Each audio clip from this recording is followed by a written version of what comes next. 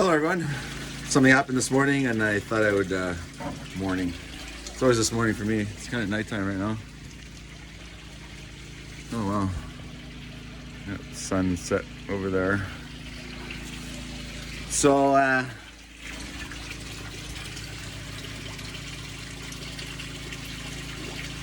was talking to a guy who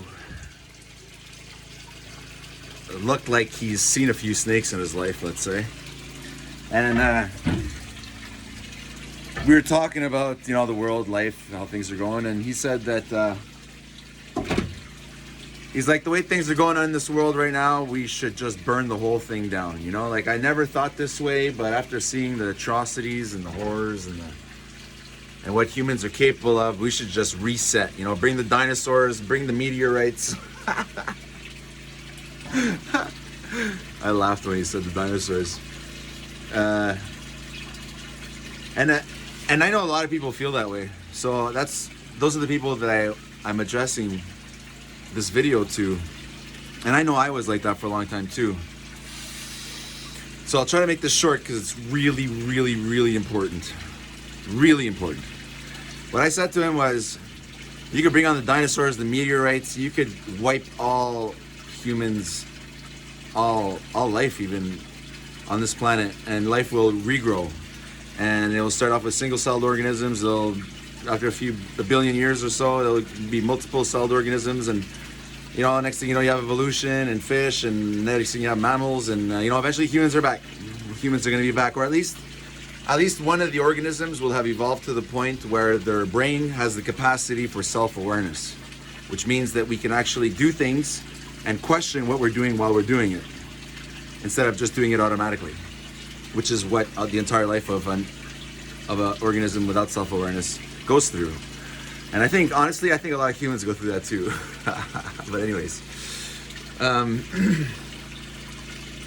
so once we have self-awareness, then we have curiosity, because this is what I tried to explain to him. I said, the source of all the suffering in the world is mostly due to corruption. It's corruption. If the system's working properly and the rules are followed and they're not broken, then things work. Then people can trust each other. People can work together as different parts of the machine, and because they've all agreed on the rules of the game, and everything in life is a game. So, but the thing is, that's what we want, right? We want to live in a society where we're all trying to do the best that we can, and we're trying to make systems better, and we're trying to improve and make the world a better place for us and for everything else. And we're trying to do that, and we create systems for that.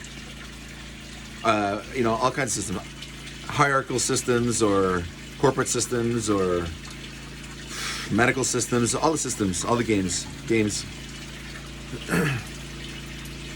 But we're curious creatures, and the original sin is that our curiosity made us bend the rules. So it made us, let's say, at the Garden of Eden, it made us break the rules of the Garden of Eden, and we bit from the forbidden fruit, which was the apple of that tree, which we were told not to. That was part of the rules, and we broke the rules.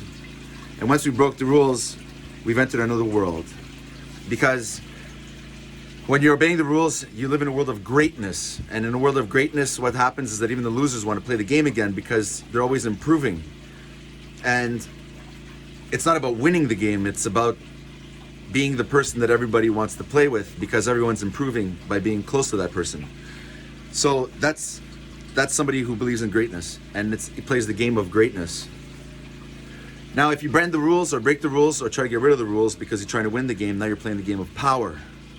And when you play the game of power, you don't care if the game lasts very long. As a matter of fact, it probably won't last very long at all, because the rules will be so much in your way that eventually you're just going to get rid of them altogether, and then there won't be any game. You'll have all the hotels and all the money, and you'll have all the resources, and everyone else will be dead or completely useless. They won't be able to play the game. There's no rules. There's nothing to do. There's nothing to do for those people. But the origin is curiosity. Like, curiosity is what enables us to push the limits of our abilities to the next level and to improve towards better versions of ourselves. That's curiosity that does that. But also curiosity is the same,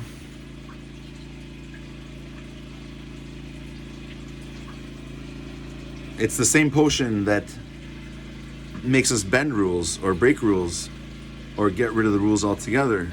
I think it's okay to bend the rules so long as it's done honestly. I think that what happens is the other players don't know that someone is cheating at the game, and that's what destroys the whole thing. But if you cheat at the game or bend the rules truthfully, so everyone knows about it, just to see if there is possible improvement to the game by doing so, and then we can just incorporate it into the rules, then that's more about greatness.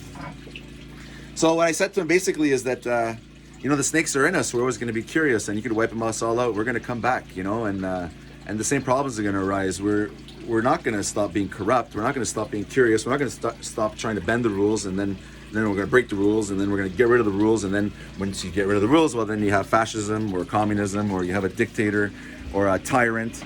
And basically you have one person who has all the power and everyone else has absolutely zero, nothing. You're done, you're zero, you're worthless. You have no value at all. Because there's no rules to the game anymore. You're not even part of a game. You're like a ghost. So now what do we do about that? Okay, so the comments won't solve the problem. And the dinosaurs won't solve the problem.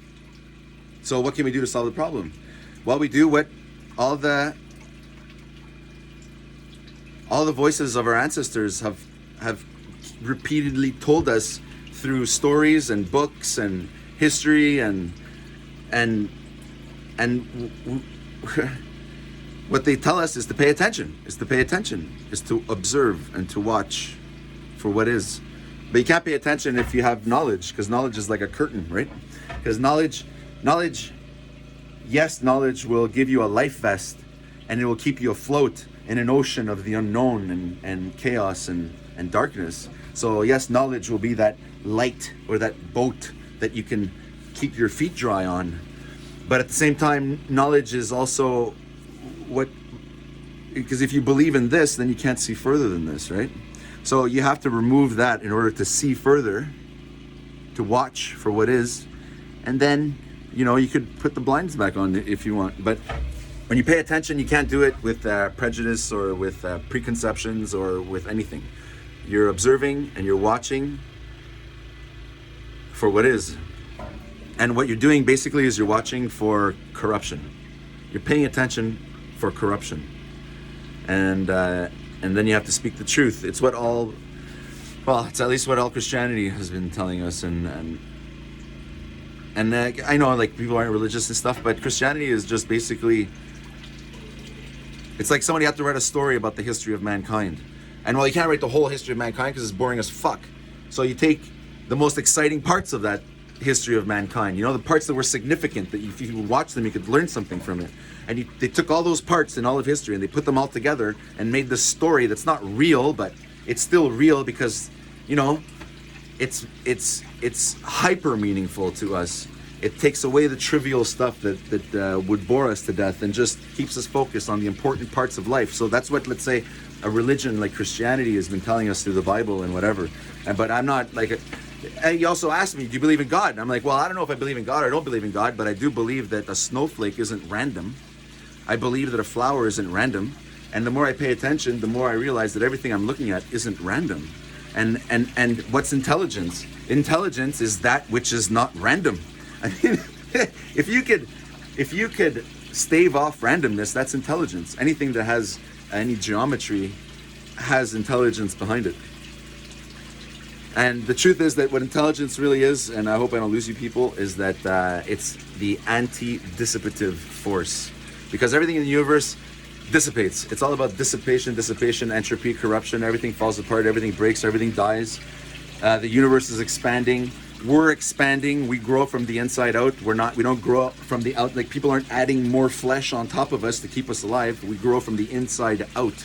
Right? So everything dissipates, everything expands, everything in the universe does that. So what intelligence is, or at least what the purpose or the meaning of humanity is, as far as I can tell, It's to stave off dissipation. And the way we do that is with knowledge.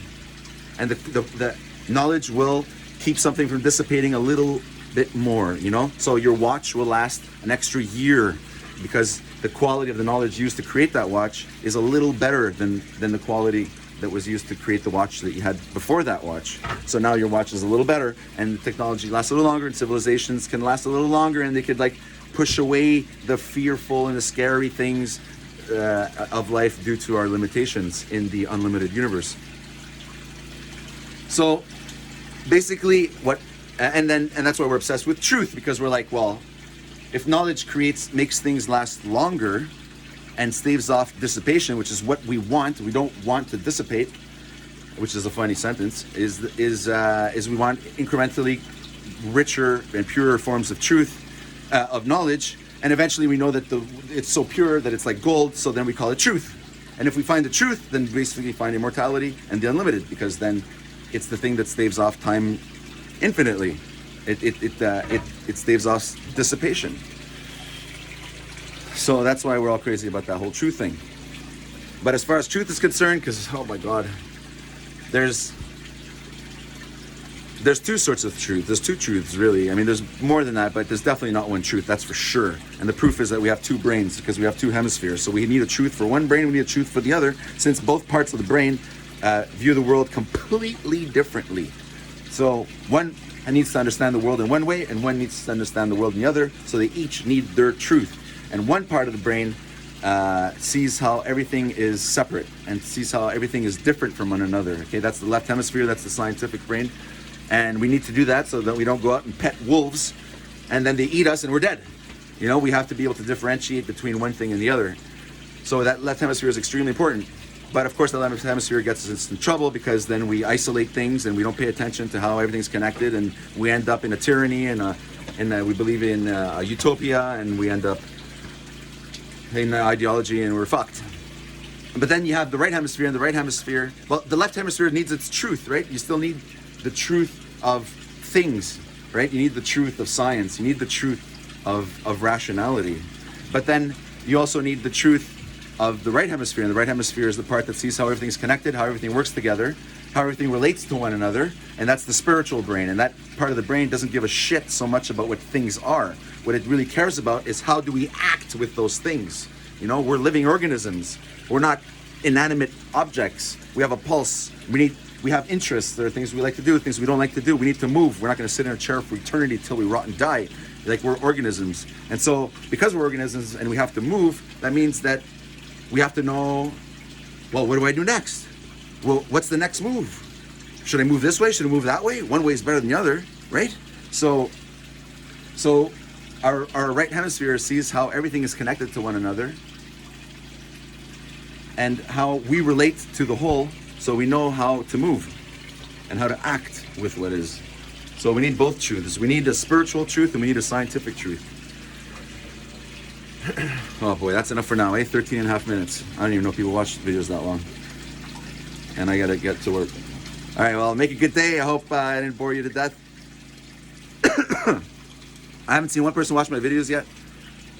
I'm not surprised at all. But leave a comment, and if you want to see more videos, I don't care if it's one person.